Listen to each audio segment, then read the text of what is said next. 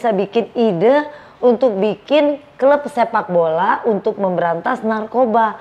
Coba ceritakan, kapan Bapak membentuk klub ini? Ya, jadi kalau kenapa saya pilihnya klub bola?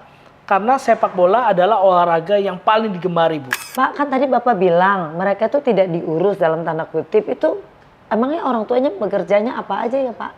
Rata-rata pemulung. Oh, Jadi itu memang iya. pemukiman pemulung. Oh. Jadi beberapa mulung, beberapa nggak kerja, ada yang mungkin online, ojek online. Oh. Jadi rata-rata sih pemasukan mereka atau pendapatan mereka itu nggak tentu. Pak, Bapak kan caring sama anak-anak generasi muda, apalagi supaya mereka jauh dari hal-hal yang negatif, Pak.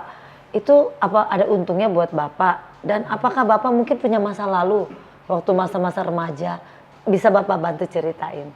Iya, jadi kalau soal untung nggak ada ya. Untungnya itu hanya yang paling penting nih, Bu, buat saya untungnya adalah saya bisa menjadi perpanjangan tangannya Tuhan. Amin. Iya, selain itu juga tantangannya adalah paradigma orang, Bu. Jadi orang kadang-kadang juga suka ngelihat kan ini kayaknya nih, ini kayaknya pendeta nih, ini kayaknya gereja nih.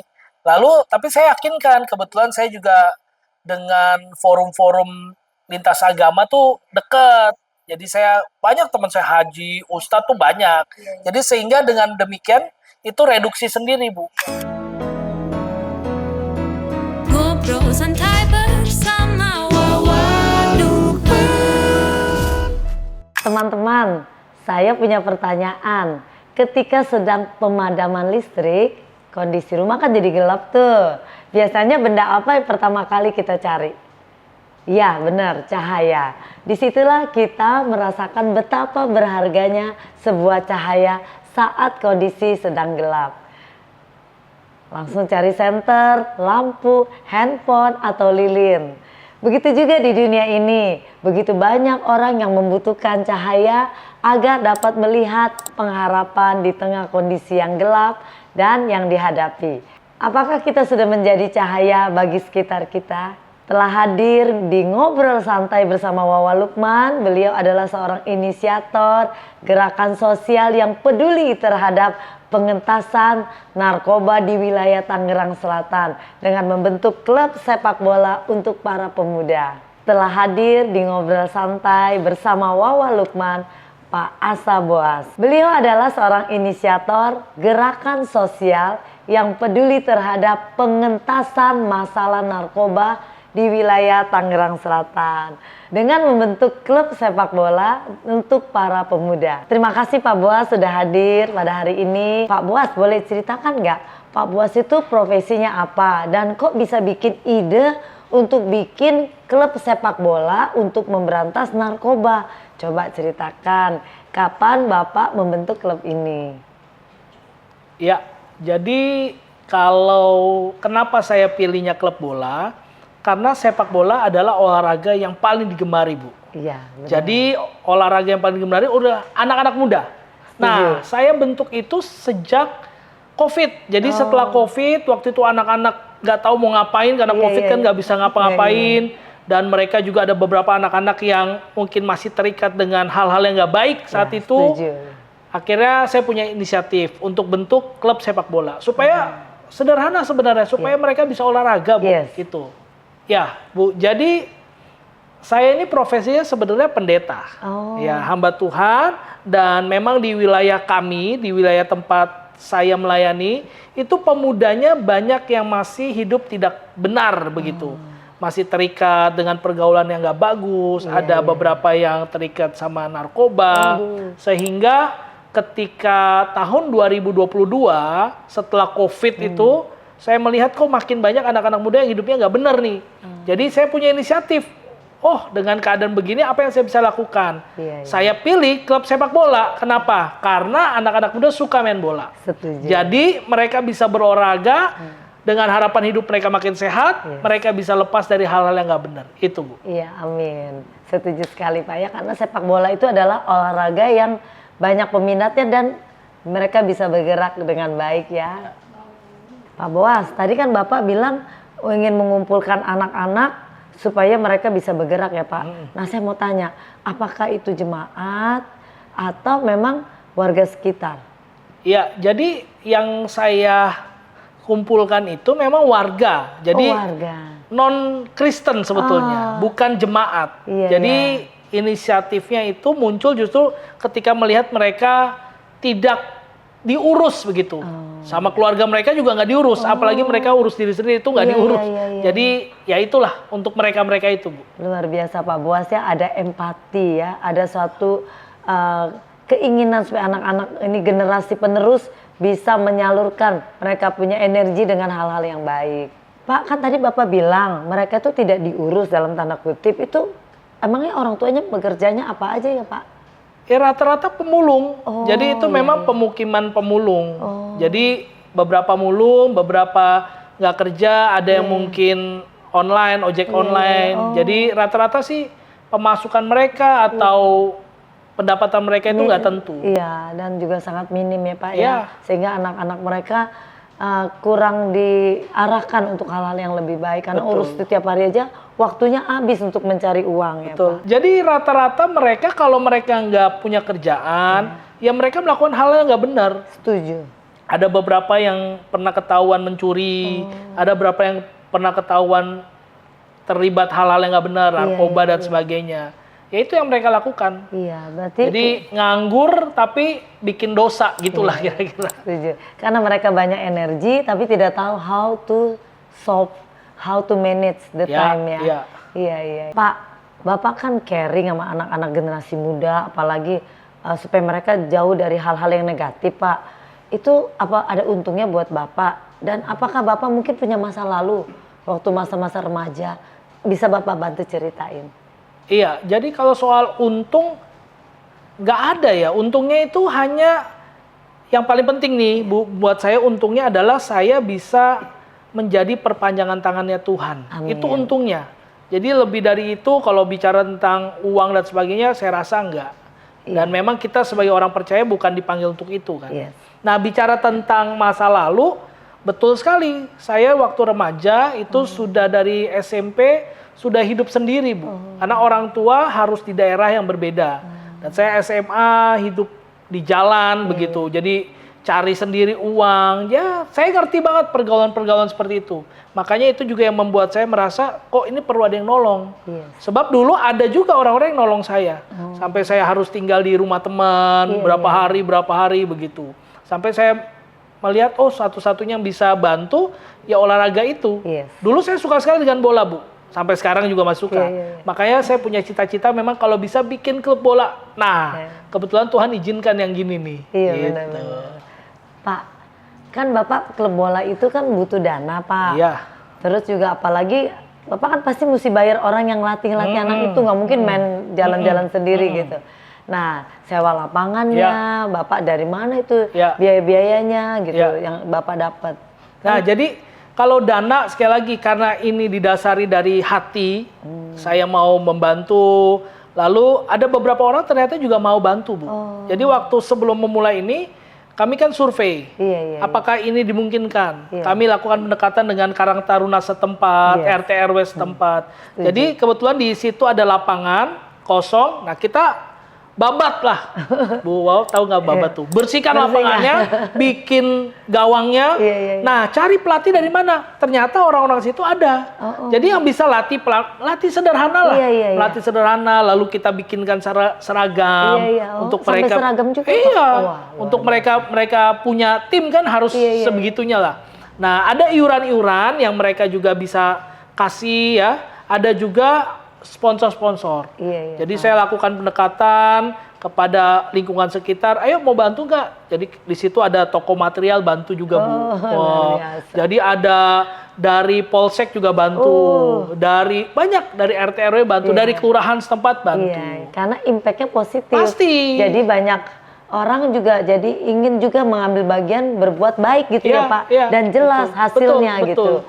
Nah teman-teman, kita tahu bahwa olahraga itu salah satu tempat untuk membuat energinya tersalur ya Pak ya. iya. Apalagi maaf ngomong dengan kaum marginal, mungkin mereka belum berpikir ke edukasi yang lebih baik. Ya. Tapi kalau mereka punya energi tersalur baik, mereka tidak akan berbuat sesuatu yang negatif. Pak, apakah ada pengalaman yang berkesan saat Bapak membimbing atau membina olahraga ini dan anak-anak? Iya, jadi saya itu punya banyak pengalaman. Berkesan buat saya, semua pengalaman berkesan. Tapi satu waktu yang saya ingat ketika akhirnya mereka ikut pertandingan. Pertandingan sekecamatan. Wah, seru banget. Dan mereka dapat juara. Wah, jadi rame-rame mereka datang ke tempat saya bawa piala. Bawa piala bilang, "Wah, menang dengan baju seragam gitu kan." Nah, itu membuat saya merasa, kebanggaan. Meskipun ya namanya anak-anak muda ya, Ibu ngerti lah. Dibilangin A masih B, dibilangin B masih C gitu. Tapi puji Tuhan, semuanya bisa sampai saat ini bisa tercover lah. Dan itu pengalaman yang menarik sekali buat saya. Ya, karena kalau sesuatu yang kita konsistenkan suatu pekerjaan terus mendapat hasil, rasanya puas ya Pak. Dan mereka juga menganggap kita sebagai orang tua, sebagai kakak, sehingga hubungannya bukan hubungan sesaat ya Pak ya. Tapi chemistry-nya, hubungan batinnya jadi dekat. Dan mereka jadi merasa berharga, Bu. Benar. Jadi itu sebenarnya yang penting bagi kami ya, bagi saya dan teman-teman itu supaya mengembalikan rasa harga diri mereka. Bahwa mereka tuh bukan buangan, mereka bukan orang yang gak berguna, mereka berguna kok. Hanya belum tahu caranya gimana. Setuju. Jadi mereka berharga dan mereka spesial dalam diri mereka. Pak Boas, itu kira-kira yang Bapak bina itu anaknya banyak nggak atau bagaimana Pak? Berapa anak? Iya, jadi yang terdaftar resmi sebagai pemain itu 18 orang. 18. Ya, 18 orang, jadi ada 11 pemain inti, ada 7 cadangan, ya, 18. Nah, nanti rencananya kalau Tuhan mengizinkan, kita mau bikin regenerasi.